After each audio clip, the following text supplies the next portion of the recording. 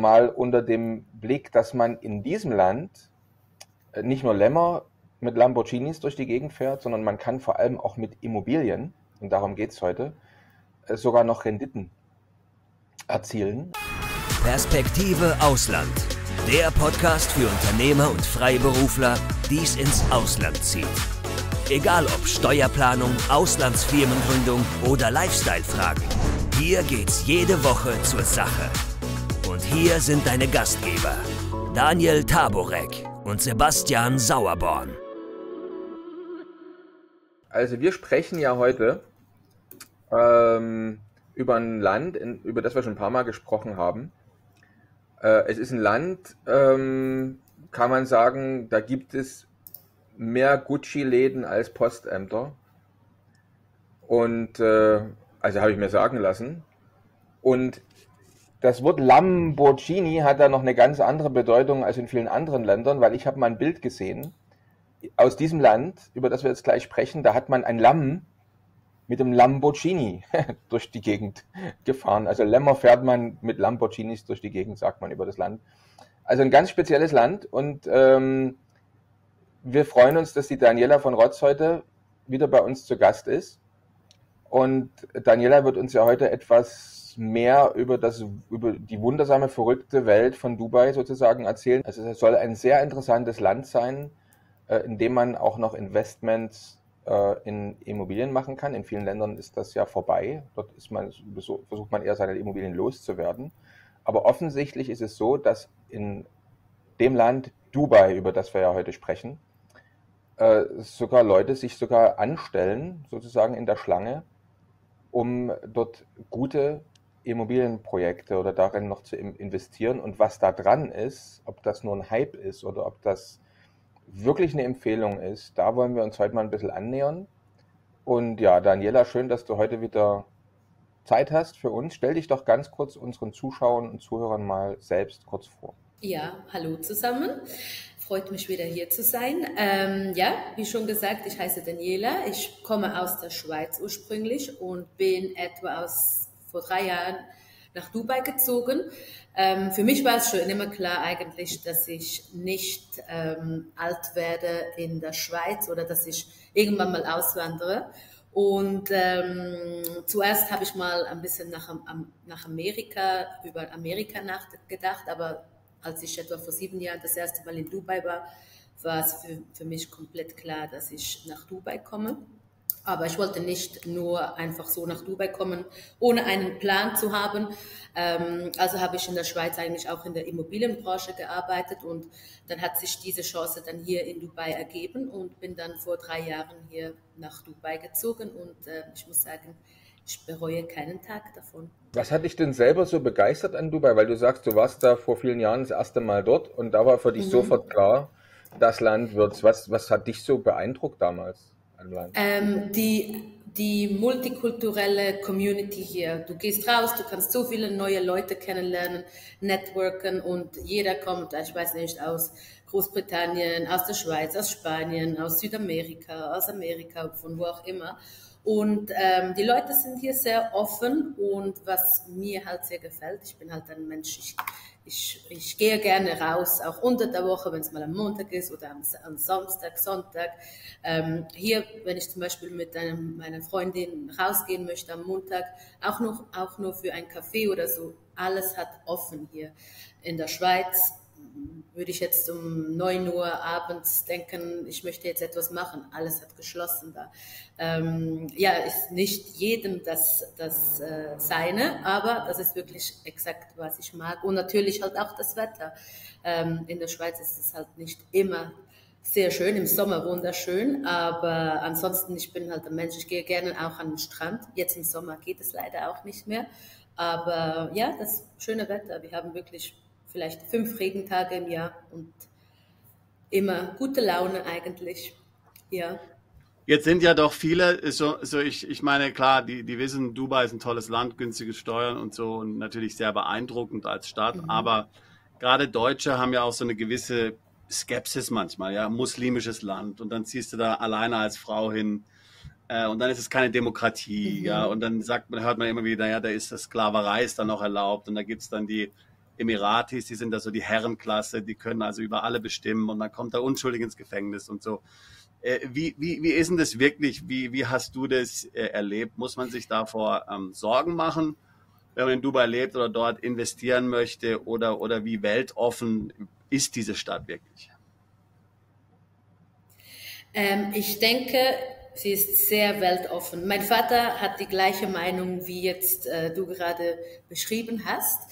Er war ja noch nie in Dubai und er plant auch nicht wirklich, mich hier zu besuchen, aber ich hoffe, er ändert mal seine Meinung, weil jedes Mal, eigentlich erfahre ich immer dieselbe Reaktion, wenn ich oder als ich allen gesagt habe, ich ziehe nach Dubai. Die Leute, die noch nie in Dubai waren, die waren da ein bisschen geschockt, die waren, was, du gehst da alleine hin, das ist ein muslimisches Land, da musst du dich dann dafür verdecken und was weiß ich. Und ich kann wirklich nur jedem sagen, es ist wirklich nicht so. Es ist super weltoffen. Ich meine, es leben etwa 95%, die hier in Dubai leben, sind alles Ausländer aus aller Welt. 5% von der ganzen Bevölkerung hier, das sind Emiratis und die Emiratis sind wirklich auch super gechillt, würde ich sagen. Also ich hatte wirklich nur immer gute Erfahrungen mit den Einheimischen und man wird da wirklich nicht wegen nichts ins Gefängnis gesteckt. Man wird ins Gefängnis gesteckt, wenn man wirklich etwas verbrochen hat.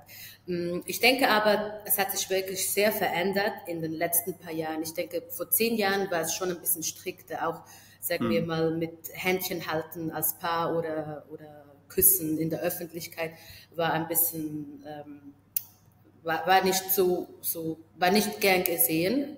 Aber jetzt, denke ich, ist es wirklich, ich würde sagen, es ist sogar moderner oder die Einstellung ist sogar moderner als in gewissen Orten in Europa, würde ich sagen. Also ich merke persönlich nichts, dass das jetzt ein muslimisches Land ist. Jeder respektiert jeden.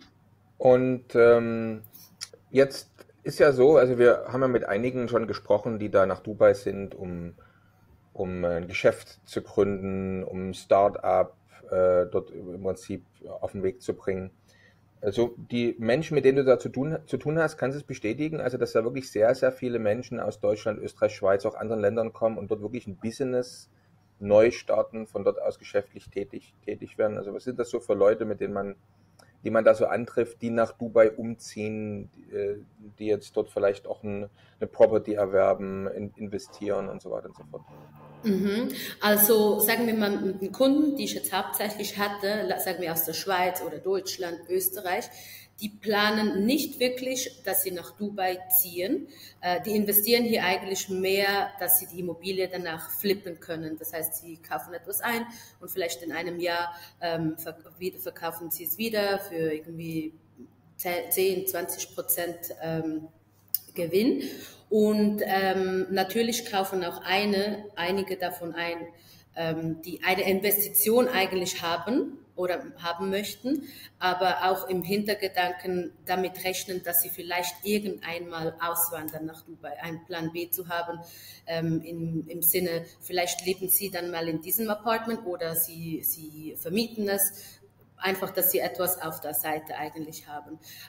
Aber sonst im Generellen würde ich sagen, 90 oder 80% der Kunden, die wir jetzt haben, sind wirklich Leute, die investieren und nicht eigentlich nach Dubai ziehen. Aber die Leute, die hier nach Dubai gezogen sind, für die ist es natürlich sehr interessant, hier auch eine Firma zu gründen, weil das geht ja hier wirklich so einfach. Und ich meine, hier hat man wirklich so viele Chancen, um da erfolgreich zu werden, würde ich sagen. Interessant. Jetzt, was macht denn den Immobilienmarkt in Dubai so anders als in anderen Ländern?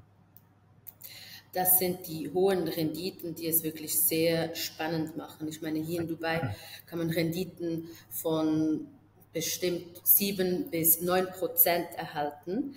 wenn nicht mehr, sagen wir, wenn man die Wohnung über Airbnb vermietet, über die Holiday Home Companies, bis zu 15% Renditen. Wo auf der Welt bekommt man so gute Renditen wie auch hier, wenn nicht hier in Dubai? Ich meine, in der Schweiz haben wir vielleicht um die 2-3% Renditen. Ich glaube, auch in Deutschland ist es etwa da. Hier bezahlt man keine Steuern, das heißt, wenn man das Apartment wiederverkauft, gibt es keine Steuern auf den Wiederverkauf.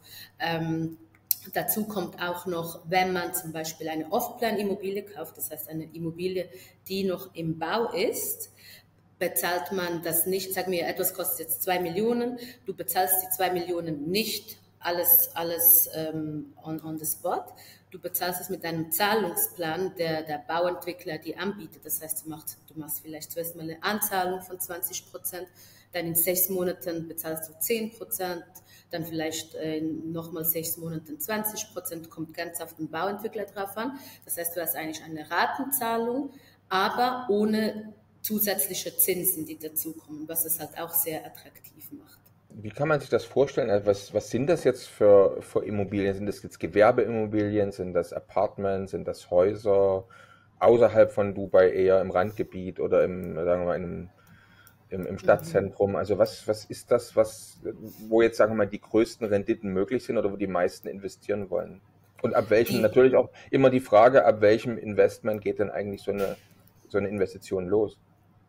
Also die Investitionen gehen hier etwa ab 650.000 Dirham los, was umgerechnet etwa um die vielleicht zwischen 120.000 und 150.000 Euros ist.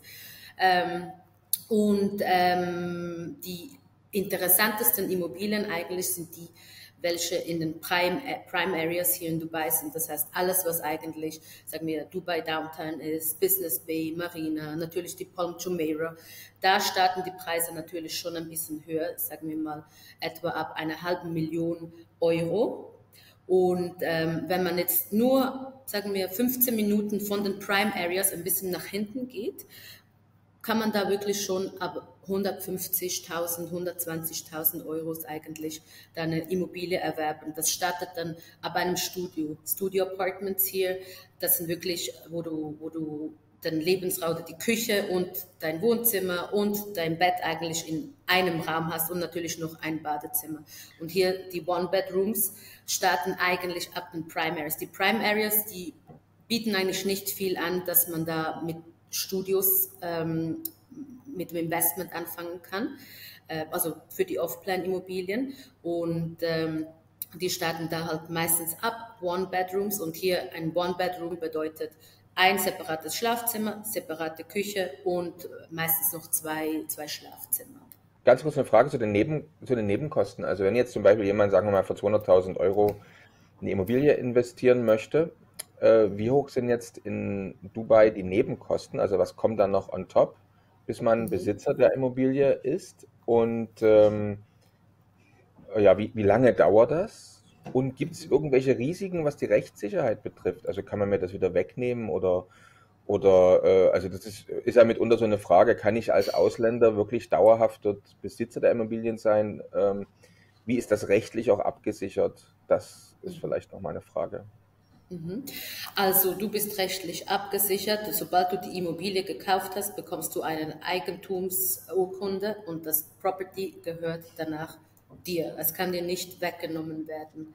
Und zu den zusätzlichen Kosten kommen eigentlich die Service Charges dazu. Wenn du ein Eigentümer hier bist, kommen die Maintenance oder Service Charges Fees dazu. Das heißt, die sind zwischen 4 und 30 Dirham pro Square Foot. Das ist eigentlich mehr gedacht für wer putzt den Pool, wer putzt das Gym, wer putzt die Lobby, oder es ist mehr eigentlich für die, wie kann ich das sagen, dass das Gebäude instand gehalten wird, die Reinigung vom Korridor, von den allgemeinen Räumen. Da zahlt jeder Eigentümer diese Service Charges. Und wenn du natürlich nicht selber in der Wohnung lebst, dann kommt halt noch Strom, Wasserrechnungen dazu und Air Condition. und das bezahlt entweder dann der Eigentümer, wenn er selber da drin wohnt, oder ansonsten dann du als der Owner.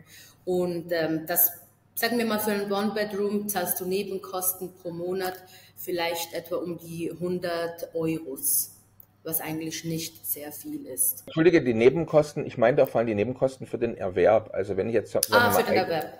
Wenn ich jetzt Eigentümer, aber es ist trotzdem sehr interessant, danke für die Zahlen, das ist bestimmt auch sehr interessant für die Zuschauer und Zuhörer.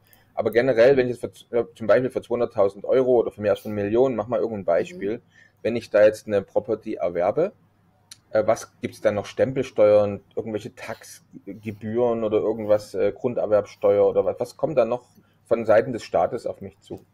Ja, nicht viel eigentlich. Das heißt, für Off-Plan-Immobilien, Immobilien im Bau und für Ready-Immobilien, Immobilien, die du sofort beziehen kannst, kommen 4% Dubai Land Department Gebühren dazu. Das ist einfach für das Government hier. Und dann, sagen wir, wenn du eine Immobilie erwerbst, die schon ready ist, dann kommen noch die 2% Maklergebühren dazu. Diese entfallen bei den Off-Plan-Immobilien. Und dann kommen halt noch administrative Kosten dazu, die zwischen 500 und etwa 5.500 Dirham sind. Das ist etwa ungefähr zwischen 100 bis 1.200 Dirham. Euros. Euro. Ja. Okay. Genau, also wirklich eigentlich nicht viel. Keine zusätzlichen Taxen oder sonst was. Jetzt hattest du ja vorhin davon gesprochen, Daniela, dass man so kleine One-Bedrooms-Apartment, die jetzt nicht in einer Prime oder Studios, die jetzt nicht in einer Prime-Gegend sind, für auch schon, sage ich mal, 150.000 Euro oder so erwerben kann.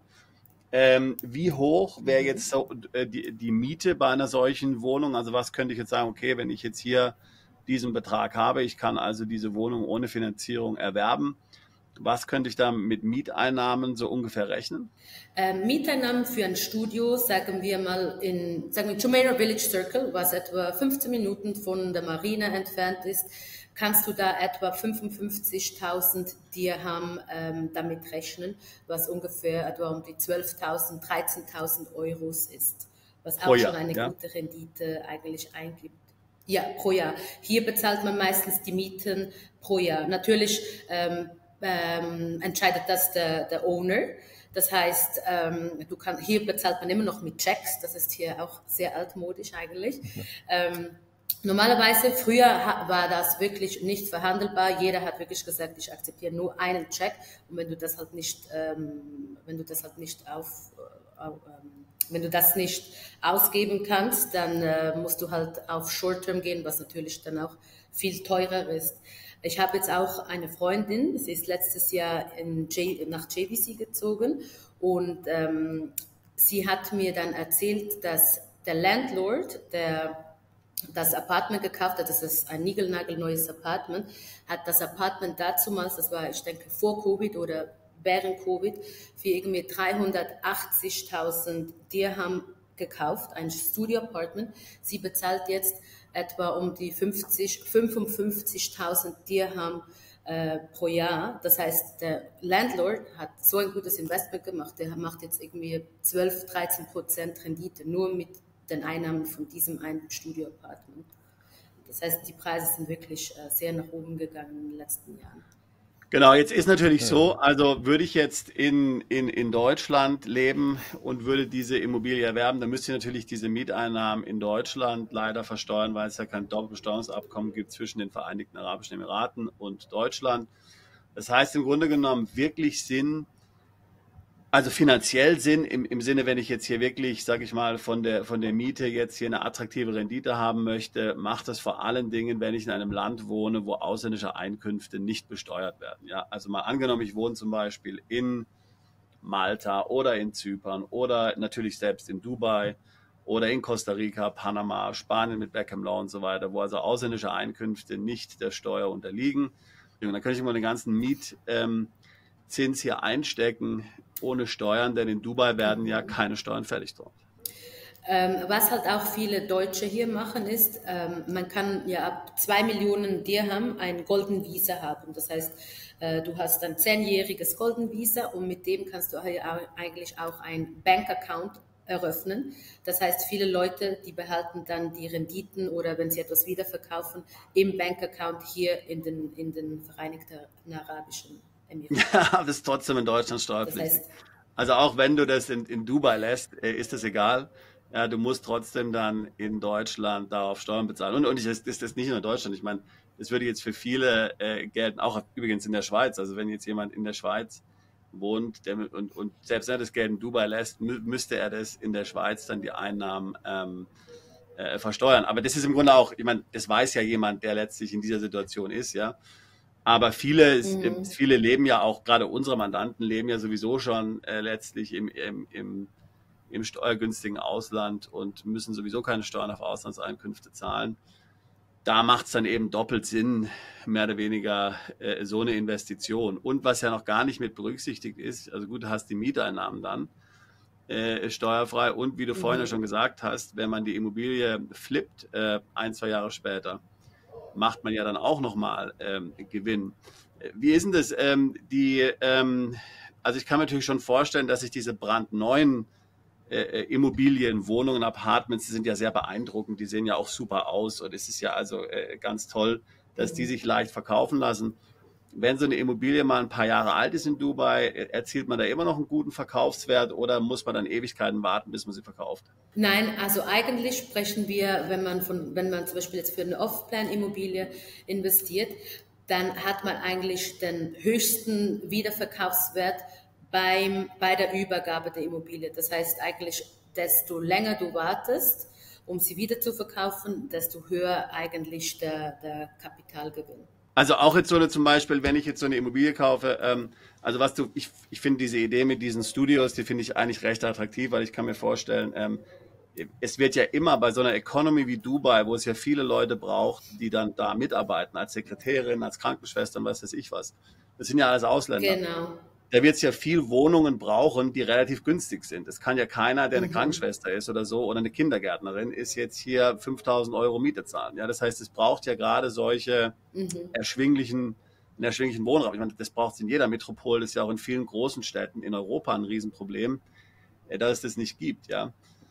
Also das heißt, wenn ich jetzt zum Beispiel dort eine Immobilie kaufe, die vielleicht schon ein paar Jahre alt ist, kaufe die für 150.000 Euro oder so, du denkst, ich würde die jederzeit dann auch wieder recht profitabel verkaufen können, auch in ein paar Jahren, ja. Auf jeden Fall, wenn der Markt natürlich so läuft wie jetzt. Was natürlich sehr wichtig ist, wenn du eine Immobilie kaufst, die schon ready ist, dass du darauf achtest natürlich, wer der Bauentwickler ist, weil hier gibt es ja Tausende von verschiedenen Bauentwicklern. Und da gibt es wirklich solche, die europäische Qualität haben und dann solche, die halt auch sehr günstig verkauft haben, aber die Qualität dann nach 5 Jahren, du merkst, es ist auch nicht mehr so, wie es eigentlich war. Und da legen halt viele Leute hier Wert darauf, weil wenn du zum Beispiel eine Wohnung siehst, die dir gefällt, aber du hörst dann, okay, dieser bestimmte Bauentwickler hat das gebaut, dann sind die Chancen eigentlich sehr tief. Außer du kennst dich nicht wirklich aus, dann hast du da vielleicht einen Agenten, der dir hilft und dir einfach etwas schnell verkaufen möchte und du vertraust darauf, dass das eine Top-Immobilie ist. Aber ansonsten, wenn der Markt wirklich so weitergeht und natürlich der Preis der Wohnung eigentlich im Market Price drin liegt, dann sehe ich da eigentlich gute Chancen zum die wiederverkaufen, weil die meisten, die höchste Nachfrage eigentlich ist wirklich für Studios und One-Bedroom-Apartments. Genau aus dem Grund, weil da wirklich die meiste Nachfrage besteht und da eigentlich auch, sagen wir, die Besetzung der Apartments wirklich für One-Bedrooms und Studio-Apartments zwischen 90% und 95% liegen. Natürlich in den Prime Areas und nahe den Prime Areas. Und weil du gerade gesagt hast, man kann also auch ins Nasse greifen, also daneben liegen oder halt, wenn die Wohnung jetzt vom falschen Bauträger damals gebaut worden ist, wie wie kann denn da jemand jetzt vorgehen? Also jetzt kommt jemand da aus Deutschland, Österreich, Schweiz, wie auch immer und sagt, ich möchte da jetzt investieren. Welche typischen Fehler soll er denn vermeiden, damit er nicht die falsche Immobilie erwirbt und wie macht man es richtig? Also meinst du, wenn jemand wirklich keine Ahnung von Dubai Real Estate Market hat und einfach jetzt blind darauf Ja. investieren möchte? Viele, Ja. viele informieren sich ja, wir erleben das immer wieder, dass wir mit Mandanten sprechen und die sagen dann, ja, ich habe alles schon im Internet, ich habe mich da schon informiert und ich habe da hier und da Webseiten gefunden, aber ich meine, die schwarzen Schafe haben ja genauso gute Webseiten wie die ehrlichen und professionellen Anbieter.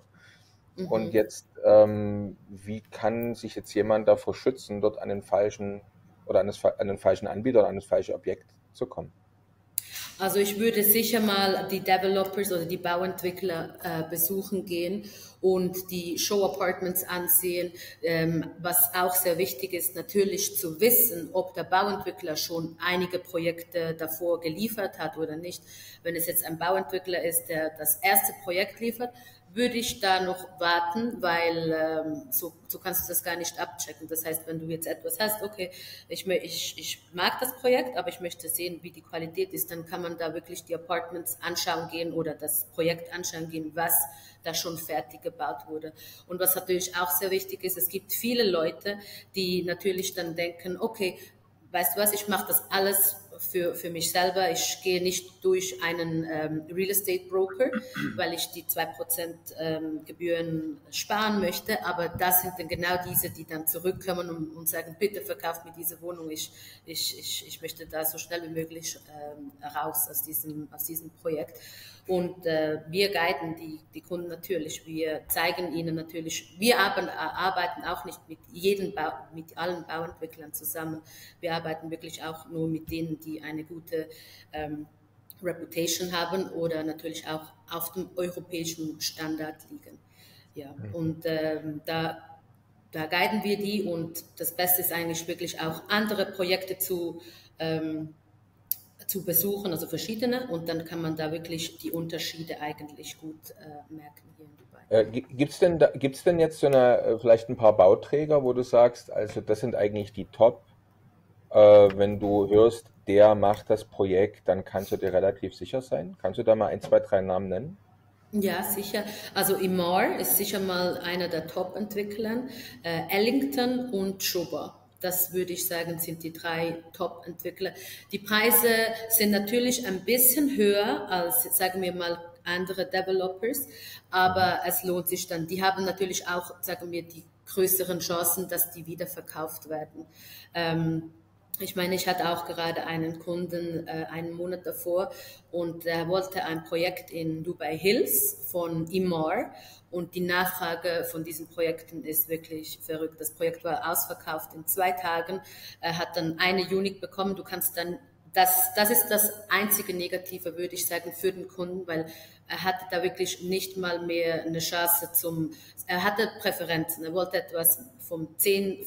Stock aufwärts für dieses und dieses Budget. Er hat dann etwas auf einem Lower Floor bekommen und für ihn vom Developer aus war es dann wirklich, du musst es nehmen oder ansonsten geht es weiter zu jemandem anderen, weil da waren wirklich tausende Leute auch in der Warteschleife eigentlich, um da ein Apartment zu bekommen.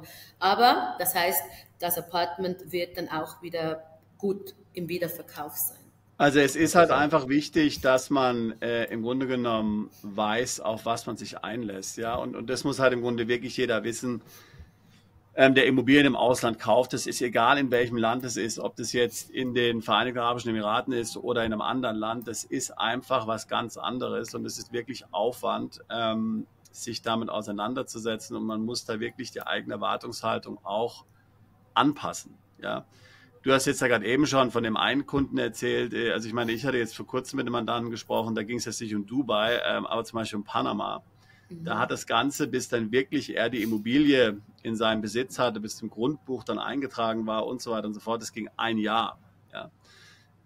Oder wir haben andere Mandanten, wollten irgendwo eine Immobilie kaufen im Ausland, die haben 1 Jahr versucht, das Grundstück zu erwerben, es konnte nicht geklärt werden, ob wirklich das Grundbuch letztlich frei ist oder ob das belastet ist. Ja.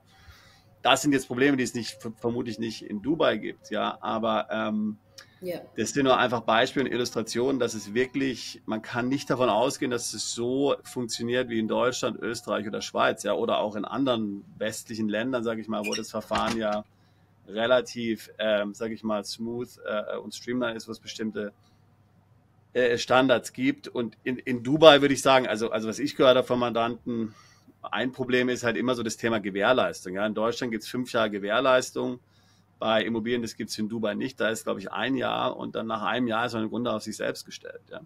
Und da muss man halt im Grunde dann wissen, wie man damit umgeht. Und wahrscheinlich ist die beste Alternative oder ist die beste Vorgehensweise dann eben eine Immobilie zu kaufen, die von einem vertrauenswürdigen Developer gebaut wurde, um eben dann hier Probleme zu vermeiden.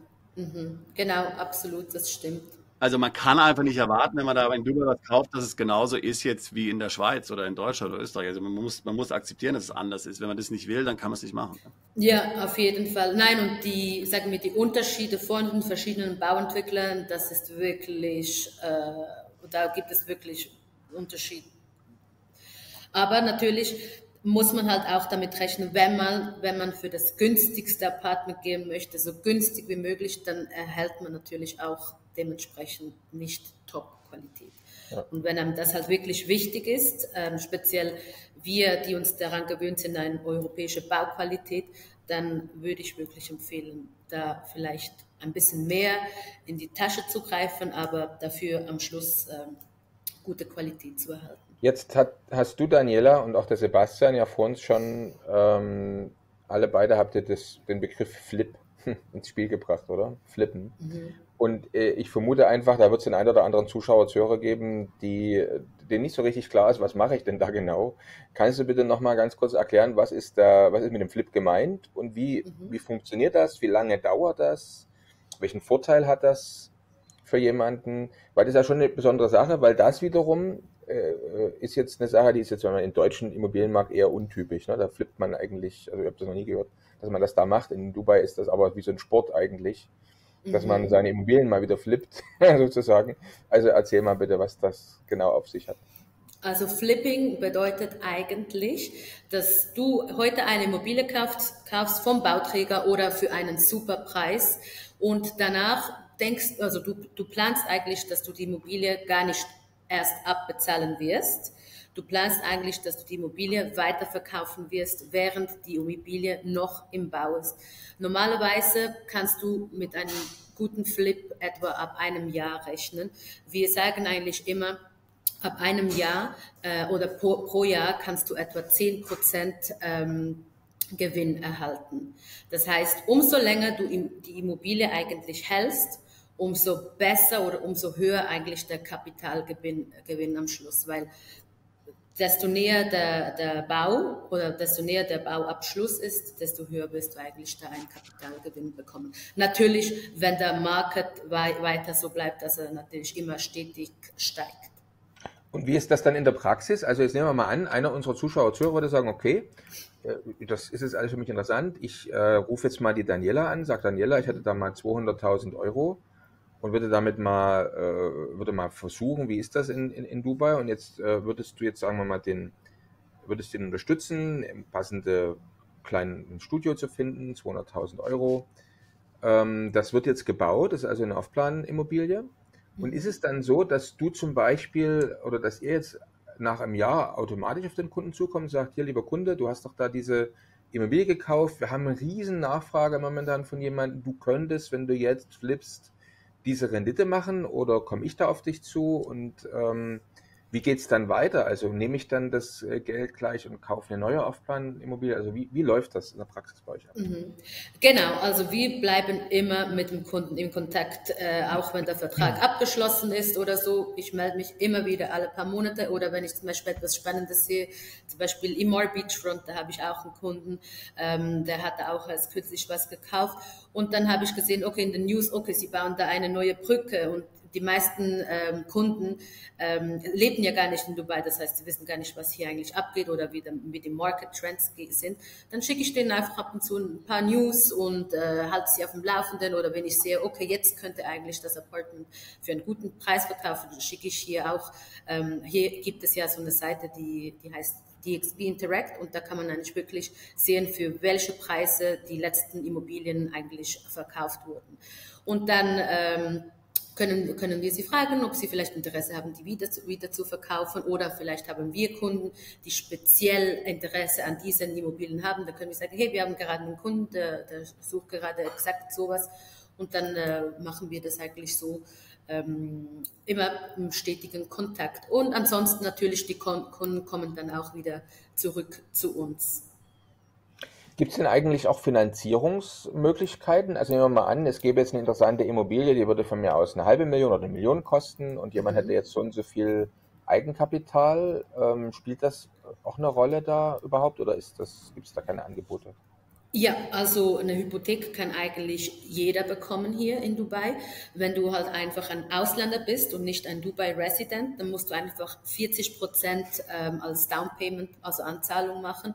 Und ansonsten, wenn du ein UAE-Resident bist, dann musst du deine Anzahlung von 20% machen. Und die Interest Rates sind etwa um die 5% hier in Dubai. Interessant. Ja, also es ist auch wirklich sehr unkompliziert. Du bekommst das auch innerhalb von etwa 2 Wochen. Von 2 Wochen. Und der Kauf nochmal, also wenn jetzt heute jemand käme und sagt, ich möchte gerne Immobilie, dann würde er was Passendes finden, bis er dann, sagen wir mal, sagen wir, Eigentümer dieser Immobilie geworden ist. Wie lange dauert das? Beim Erstkunden jetzt zum Beispiel? Ja, sage mir jetzt, für eine Off-Plan-Immobilie kannst du das jetzt heute gleich kaufen. Und sobald du eigentlich dann deinen Eigentümerschein bekommen hast oder bekommst, das dauert dann vielleicht so etwa 1 bis 2 Monate. Kommt auch wieder ganz auf den Bauentwickler drauf an, kommt ganz drauf an, wie schnell sie das Geld bekommen haben für die Anzahlung. Aber sag, mit dem Vertrag abschließen kann heute gemacht werden, und dann ist das gefixt, gesaved. Und dann hast du noch Zeit natürlich, die Zahlungen, Überweisungen zu machen.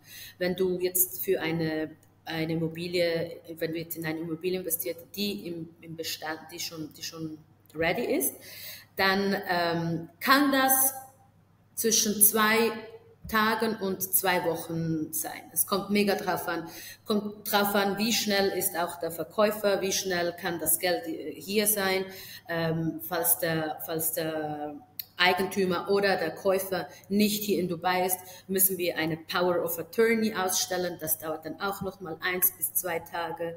Das heißt, wir rechnen wirklich etwa 2 Tage bis 2 Wochen. Das geht eigentlich kann wirklich sehr schnell gehen. Aber dann kann es natürlich auch wieder 30 Tage gehen, 60 Tage, kommt mega auf den Fall drauf an. Aber normalerweise wirklich easy.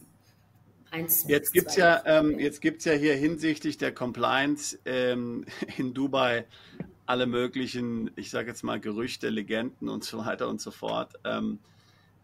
Wie muss ich mir das vorstellen? Also wenn ich jetzt zum Beispiel in Europa eine Immobilie kaufe, dann muss ich ja zum Beispiel nachweisen, woher habe ich das Geld, mit dem ich die Immobilie kaufe. Also da wird die Source of Funds geprüft. Ich meine, da will man nicht, dass da irgendwie jetzt hier, ich sage jetzt mal, Drogengelder oder so hier verwendet werden.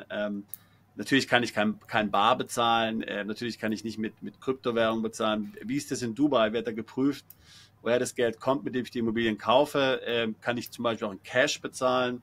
Kann ich in Bitcoin bezahlen, eine Immobilie? Wie ist das da? Wie muss ich mir das vorstellen? Was wird da geprüft und wie läuft sowas ab?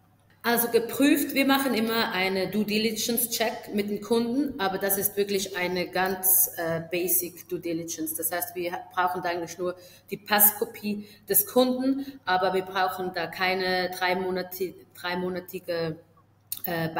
Bankstatements oder sonst was. Das heißt, es ist eigentlich relativ einfach.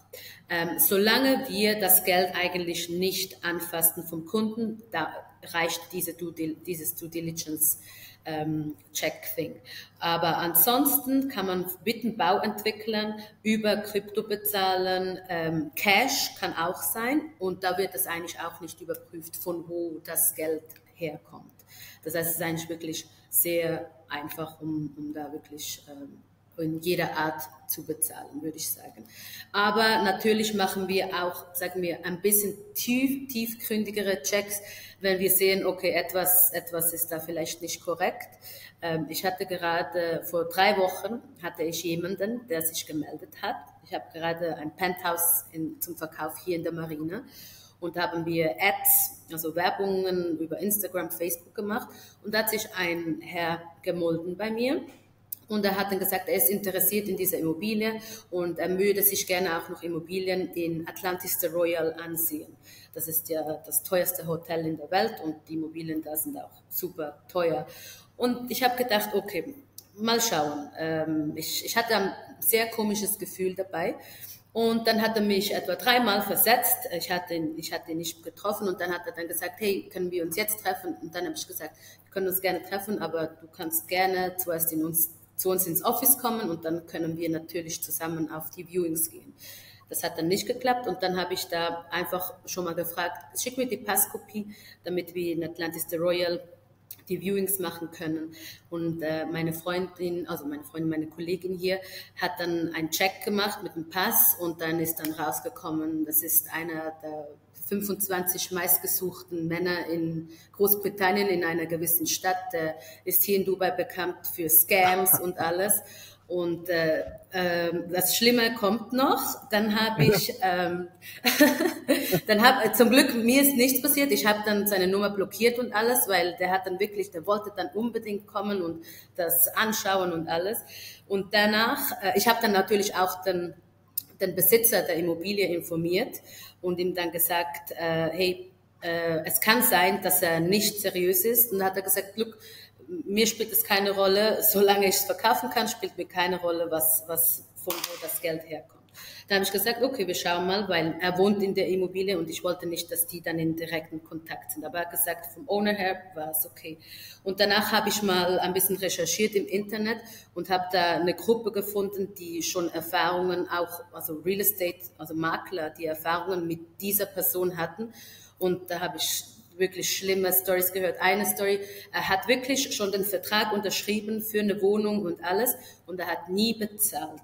Dann die zweite Story war, er hat auch einen Vertrag unterschrieben und er hat sich dann bedankt bei dieser Maklerin und gesagt, look, ich lade dich ein in das Restaurant mit all deinen Kollegen, trink, was du möchtest und bestell, was du möchtest und der Abend geht auf mich, weil du mir so geholfen hast. Am Ende standen alle da mit einer Rechnung von 12.000 Dirham und er hat das nie bezahlt. Also ich war wirklich glücklich, dass wir da den Check gemacht haben. Oh, ja. So ist ja, es. also Aber das wäre dann durchaus was, wo man sagt, dafür kann man auch in Dubai mal ins Gefängnis kommen. Sozusagen. Oh ja, auf jeden Fall, ja. Ja. Interessant. Eure Dienstleistung. Es ist ja so, dass es jetzt eine ganze Reihe von Anbietern gibt, die jetzt Investoren helfen, Startups helfen, wie auch immer, die da irgendwas investieren wollen. Der Sebastian sagte vorhin, ist auch sehr interessant, in Verbindung mit dem Golden Visa, da vielleicht Immobilien zu kaufen. Was unterscheidet euch jetzt? Gibt es irgendwelche Dienstleistungen, wo ihr sagt, das haben wir noch on top oder das machen wir anders als andere unserer Marktbegleiter? Also wir bieten eigentlich Lösungen an von wirklich A bis Z. Wir finden die Immobilien, wir helfen die Immobilien zu verkaufen, wir helfen die Immobilien zu vermieten. Wenn jemand nicht in Dubai ist, helfen wir auch mit allem Papierkram, das heißt eben die Power of Attorney, das heißt, man kann alles von wo auch immer aus machen. Wir helfen mit Bank Account Openings, wir helfen mit auch also Firmengründungen helfen wir auch und natürlich auch mit dem Golden Visa.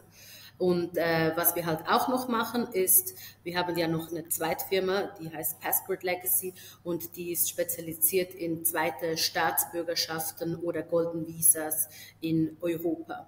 Das heißt, wir arbeiten eigentlich mit Passport Legacy Hand in Hand. Wir haben viele Kunden, hatte jetzt auch letztens eine Kundin, Ägypter-Familie, die hat eine Immobilie gekauft und dann sind wir ins Gespräch gekommen. Und dann haben sie gesagt, ja, unser Pass, wir brauchen immer Visas, mein Mann reist die ganze Zeit. Habe ich gesagt, hey, kein Problem, können wir anbieten. Habe ich es meinen Kollegen weitergeleitet. Meine Kollegen, die einen zweiten Pass eigentlich haben, kommen dann auch und sagen, hey, die Immobilie, sehr interessant, die geben uns dann die Kunden für die Immobilien. Also wir machen wirklich alles, würde ich sagen. Interessant, sehr schön. Daniela, jetzt mal ein bisschen in die Glaskugel schauen. Also, wie siehst du so die Zukunft von Dubai? Ich habe jetzt im Laufe der Woche wie sagt man so schön, den Global Migration Report von Henley und Partners gelesen. Die veröffentlichen den jedes Jahr und da geht es um die Frage, wohin Wohlhabende hin umziehen und auswandern. Ja. Und also zum Beispiel aus dem UK sind sehr viele dieses Jahr ausgewandert, weil die haben den Non-Dom-Status abgeschafft. Die führen jetzt dort ein Mehrwertsteuer auf Schulgebühren und dann kommt jetzt auch noch eine linke Regierung an die Macht. Also es ganz viele haben den UK verlassen aus diesen Gründen. Und viele von denen, wir reden hier, man geht aus so von über 130.000 pro Jahr, die dort letztlich auswandern an wohlhabenden Personen. Mhm. Viele von denen ziehen natürlich in die Vereinigten Arabischen Emirate und vor allem nach Dubai dann um. Also grundsätzlich viel spricht jetzt momentan für Dubai. Wie siehst du so persönlich die Zukunft der Stadt? Bist du optimistisch oder sagst, naja, okay, wir wissen nicht, da irgendwie kommt man bald eine Wirtschaftskrise oder so. Wie siehst du das? Ich bin da eigentlich sehr optimistisch. Wenn man so denkt, Dubai ist eigentlich wirklich noch sehr neu und ich denke, das ist erster Start, würde ich sagen. Europa ist auch nicht mehr so sicher, wie es einmal war. Dubai ist einer der sichersten Orte weltweit und man hat hier so viele Möglichkeiten und wenn man es trotzdem mit den anderen Megacities wie London oder Paris, New York vergleicht, sind die Preise hier in Dubai immer noch recht tief, vergleichsweise zu diesen Städten. Und ich meine, wir haben so viele Touristen hier und von diesen Touristen entscheiden sich dann natürlich auch viele danach nach Dubai zu ziehen und die Nachfrage hier ist halt wirklich sehr hoch. Also ich denke, dass wir wirklich da erst am Start sind und ich denke, es kann nur noch besser werden, aber natürlich kann ich vielleicht auch falsch liegen. Dubai hat ja auch das 2040-Ziel, das heißt, sie planen eigentlich, momentan haben wir eine Einwohnerzahl von etwa 3,65 Millionen Einwohnern, nur in Dubai, nicht in den ganzen Vereinigten Arabischen Emiraten und sie planen eigentlich bis im 2040 etwa um die 6 Millionen Einwohner zu haben, also etwa das Doppelte dann. Und ich denke, das ist sehr realistisch, würde ich sagen. Ja. Spannend, ja. Also alles steht auf Wachstum. Ja, hoffentlich. Sehr gut. Unbedingt. Jetzt ist ja so, dass die Frage manchmal auch ist, was fehlt dir denn eigentlich in Dubai? Also der Sebastian und ich, wir haben ja selber ein paar Jahre in der Schweiz gewohnt. Also was mir zum Beispiel immens fehlt, auch an dem Ort, wo ich jetzt gerade bin, Brot kann ich mir selber backen, weil ich ja das deutsche Brot liebe, aber Appenzeller Käse. Also wie funktioniert das Leben ohne Appenzeller Käse oder findest du sogar Appenzeller Käse in einem Supermarkt in Dubai? Hier findet man alles in den Supermärkten. Hier findet man sogar Raclette und Fondue in den Supermärkten. Du kannst sogar in die Käserei gehen hier in den Supermärkten und dann einfach Raclette-Käse bestellen und die haben da wirklich Raclette-Käse. Natürlich muss ich sagen, ist er nicht so gut wie in der Schweiz, aber er ist vorhanden. Ansonsten, was ich vermisse, würde ich sagen, das Einzige, was ich wirklich vermisse, ist halt die Familie, die Freunde, die halt noch in der Schweiz geblieben sind. Aber ansonsten zum Essen, fürs Essen, da findet man wirklich alles. Ich meine, es gibt Restaurants mit allen Arten von Küchen aus aller Welt. In Supermarkets gibt es wirklich auch alles. Von überall und ja, ich kann mich nicht beklagen. Das Einzige ist halt auch im Sommer. Jetzt zum Beispiel, ich kann nicht an den Strand, ich kann nicht am Pool gehen. Es ist jetzt eigentlich mehr wie Winter hier in Dubai. Viele Leute hier in Dubai im Sommer leiden unter Vitamin D-Mangel, weil sie wirklich nur schnell aus dem Haus gehen, wieder ins Büro, schnell ins Restaurant. Und ja, würde man halt auch nicht denken. Aber ja, ich bin froh, wenn ich dann jetzt im Sommer auch in der Schweiz bin und das einigermaßen kühlere Wetter genießen kann. Da hat ja die Nazanin erzählt, in dem Webinar, was wir hatten, ja nur für Clubmitglieder. Vielleicht an der Stelle auch nochmal einen kleinen Werbeeinblender. Es gibt ja die Möglichkeit, New Horizons Clubmitglied zu werden. Und wer da Mitglied ist, da würde die Daniela ja schon kennen, weil du da ja auch schon mal bei uns mit im internen Club-Webinar sozusagen dabei warst. Da war die Nazanin noch mit dabei aus Dubai. Und die hat was Interessantes erzählt. Die sagte, im Sommer geht die sehr gerne dann mit ihren Kindern in die was weiß ich, hier 5-Sterne-Hotels oder sowas, weil man dann dort hat man es schön kühl und da sind die Pools auch erträglich. Werden die da gekühlt, die Pools eigentlich, oder wie läuft das dann? Ja, die Pools werden da gekühlt. Das stellt man sich eigentlich vor, dass da vielleicht alle 2 Stunden 4, 5 Angestellte mit so riesen Eisblöcken kommen und die werden dann in die Pools geschmissen und dann ist der Pool schön abgekühlt für ein paar Stunden und dann nach ein paar Stunden kommen die dann wieder. Hier auch, sagen wir, die privaten Haushalte, die da einen Pool zu Hause haben. Du rufst da wirklich eine Firma an und die Firma kommt dann mit Eiswägen und diese Eisklötze werden wirklich nur produziert für die Pools. Ach was, also da wird wirklich Eis ins Wasser geschmissen, da wird jetzt nicht kaltes Wasser irgendwo aufbereitet und dann in den Pool Nein, gelangt. da wird wirklich so riesen Eisblöcke, ja. Interessant, ja. Wenn jetzt jemand, du hast ja gesagt, man kann das alles schön aus der Ferne machen, aber ist es trotzdem so, dass die Mehrheit der Kunden, wenn sie jetzt das erste Mal so ein Immobiliengeschäft mit euch abwickeln, dass sie dann vor Ort da kommen nach Dubai, sich mit euch treffen, oder ist die Mehrheit, die das alles fernmündlich machen? Ich würde sagen, zu 80% wirklich alle Kunden, die wir haben, sind nie nach Dubai gekommen, oder besser gesagt, sie sind zum Abwickeln des Geschäftes nicht nach Dubai gekommen. Die sagen wir ein First-Time-Investment gemacht haben, die waren schon in Dubai, würde ich sagen. Aber viele, die auch wirklich ein First-Time-Investment gemacht haben von irgendwo anders, die waren noch nie in Dubai. Und ich muss auch sagen, vielleicht etwa 70% aller meiner Kunden oder 60% habe ich noch nie persönlich getroffen. Alles geht da aus der Ferne und das ist eigentlich wirklich sehr unkompliziert. Und natürlich gibt es da wirklich Leute, die wirklich zuerst mal ein Face-to-Face-Meeting haben möchten, weil sie müssen jetzt erst das Feeling haben, kann man dieser Firma vertrauen, kann man dieser Person vertrauen und das mag ich natürlich auch am liebsten, aber natürlich, wenn das wirklich nicht anders geht, dann geht das halt über WhatsApp, über E-Mails, über Face-Calls und ja. Okay, klasse. Jetzt habe ich eigentlich keine Fragen mehr. War wirklich sehr, sehr spannend. Ich kann nur sagen, wirklich, Daniela, vielen herzlichen Dank für die interessanten Einblicke, die wir da bekommen haben, auch im Namen unserer Zuhörer.